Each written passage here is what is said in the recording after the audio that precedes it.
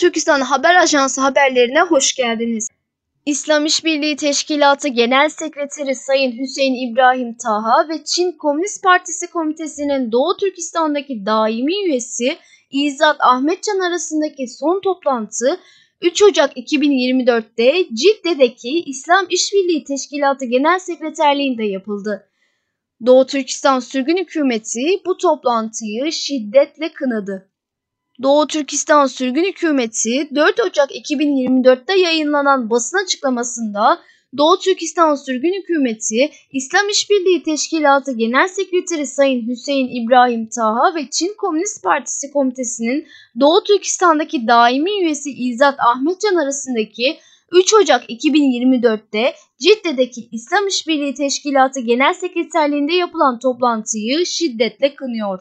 İslam İşbirliği Teşkilatı ile Çin Halk Cumhuriyeti arasındaki ilişkilerin daha da geliştirilmesi ve güçlendirilmesinin tartışıldığı bu toplantı, Çin'in çoğunluğu Müslüman olan Doğu Türkistan'da devam eden sömürgeleştirme, soykırım ve işgal kampanyasını sürdürdüğü dönemde gerçekleşti.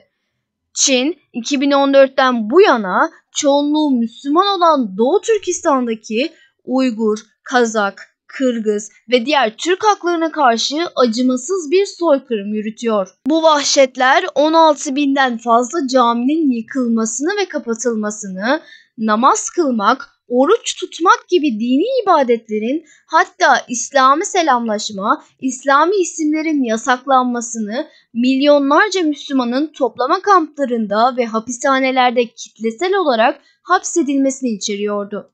Doğu Türkistan Sürgün Hükümeti, Kültür, Eğitim, Diyanet İşleri Bakanı Adil Ablimit, Doğu Türkistan Sürgün Hükümeti İslam İşbirliği Teşkilatı'nın Ateist Çin Komünist Partisi ve onların işgal altında bulunan Doğu Türkistan'daki kuklalarıyla işbirliğini şiddetle kınıyor. Bu apaçık ihanet, İslami ilkelerin, insan haklarının ve ahlakın açık bir ihlalidir.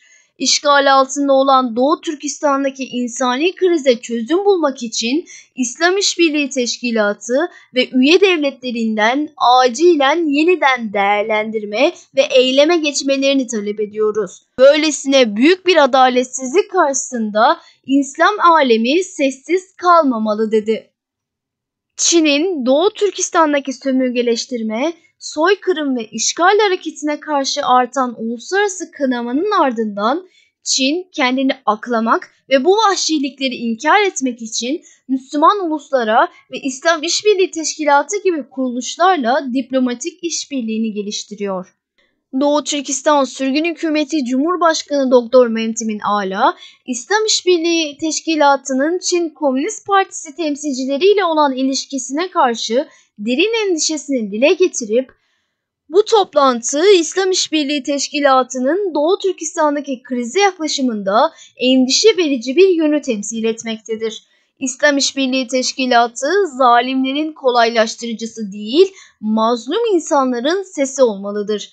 Çin işgali altındaki Doğu Türkistan halkının içinde bulunduğu zor duruma acil ve samimi bir ilgi gerçekleştirilmelidir ve onların acılarını meşrulaştırmaya hizmet eden diplomatik girişimlerden uzak durulmalıdır dedi.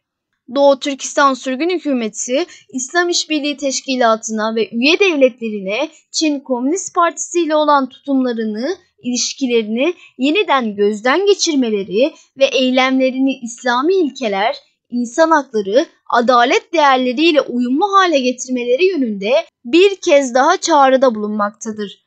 Doğu Türkistan Sürgün Hükümeti, Doğu Türkistan'daki Türk halklarının bağımsızlığı, özgürlüğünü yeniden kazanma, adalete erişme davasına bağlılığını kararlılıkla sürdürüyor ve uluslararası toplumu Çin'in Doğu Türkistan'da devam eden sömürgeleştirme, soykırım, işgal hareketini kınamaya ve ona karşı harekete geçmeye çağırıyor denildi. Bir sonraki programımızda görüşmek dileğiyle.